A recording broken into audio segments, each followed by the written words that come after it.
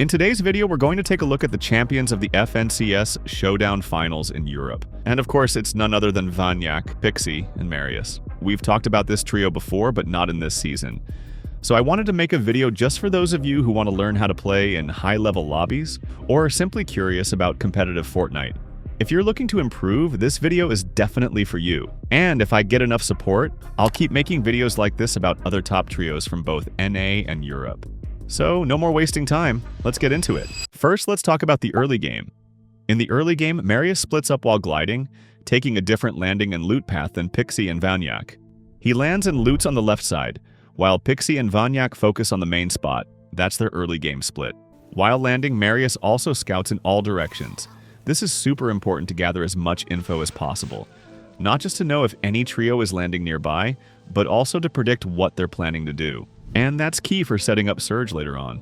Obviously, this split only works in finals or in opens when the spot is uncontested. After that, Marius starts going for the first Surge tags if he manages to get an early AR. Once you get your first tags and loot this area as efficiently as possible, the next step you need to grab the launch pad and head straight to the zipline, where there's a small loot area with chests and barrels.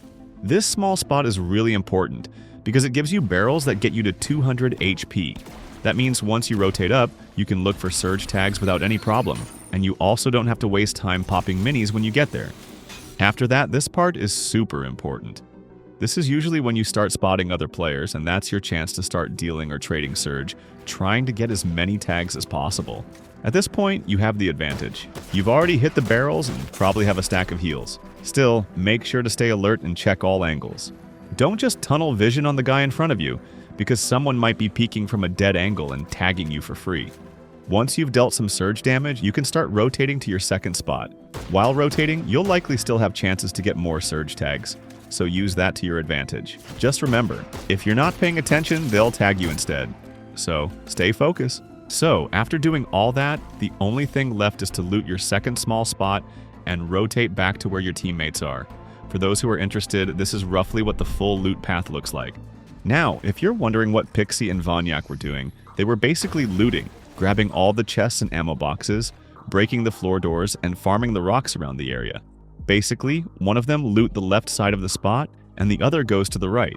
Keep in mind that if you find anything really good while looting specially better shotgun, you should give it to the fragger. Not because of ego or anything, it's just that in the endgame, the fragger usually needs the best loot. He's the one who drops for kills or plays aggressively finding kills.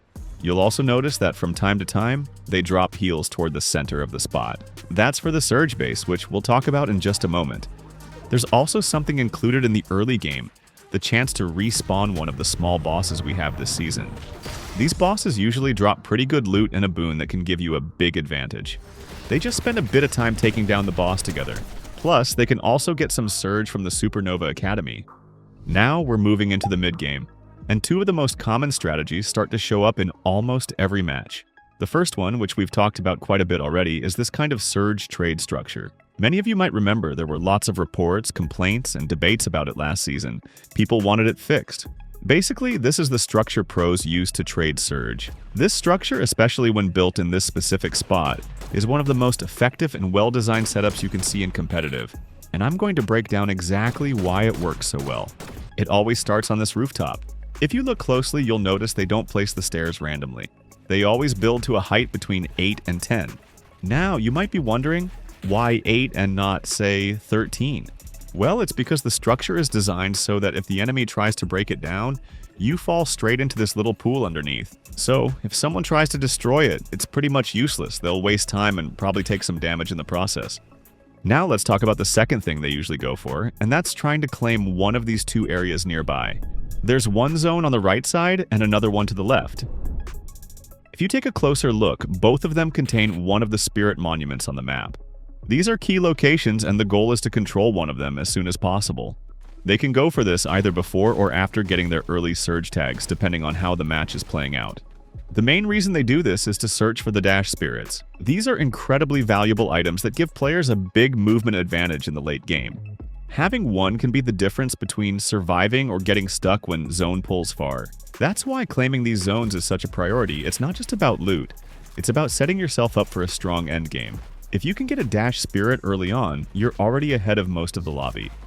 Now, if you're wondering whether they did all of this randomly, the answer is no, not at all. Marius holds the entire area to make sure they can safely rotate back to their original spot if needed. At the same time, he also keeps an eye on the players from Supernova Academy.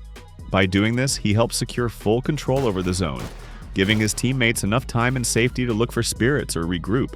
It's all part of the plan, and nothing here is done without purpose. Before jumping into the late game, I want to point out something important. This spot has one of the highest amounts of brick on the entire map, so keep that in mind when building. You can use a lot of brick here, especially for structures that help with Surge. For example, here we can see how Vanyak builds an extra structure, just in case they want to have another angle or backup build ready.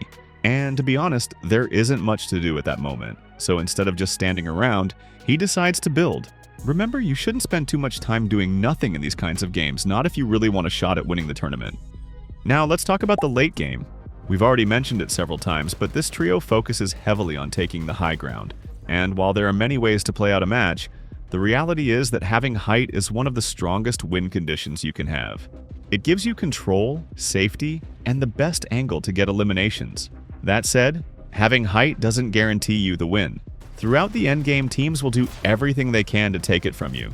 They'll try to eliminate you, knock you down, sneak up from the side, or contest your builds when you least expect it. A lot of unpredictable things can happen in those final zones. It's also one of the hardest parts of the game, mechanically and mentally. Even if you've played the early and mid-game perfectly, that doesn't mean you'll secure points at the end. And that's one of the most frustrating things about playing competitively, when you do everything right, but in the final moments, something goes wrong and you fall short of your goals. You have to keep this in mind because even top-tier pros make mistakes. No one plays perfectly every match. Every game has its own unique chaos, and that's just part of high-level Fortnite. That being said, I'll go over some of the most relevant points because, honestly, I could talk about height for 4 hours straight. But in this video, I'm going to summarize what I consider the most important things to keep in mind from this VOD review. I want you to pay attention to this strategy they're using. If you want to apply the same idea, you need to do it exactly how they do it. The trio is already thinking about height really early. If you look closely, Marius is scouting everything on high ground, checking what's happening and how secure it is, already considering different possibilities. He notices there's another fight going on and the whole trio shifts their focus to watch that height as well.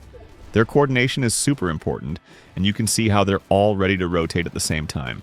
At this moment, Vanyak realizes that another team is trying to take height, and he knows there's nothing he can do just yet. But then, as the zone pulls close and the enemy height team isn't rotating fast, he sees an opportunity. He noticed there's a structure right in front of him that he can use to go for height. That's why he stays on this mid layer while moving forward.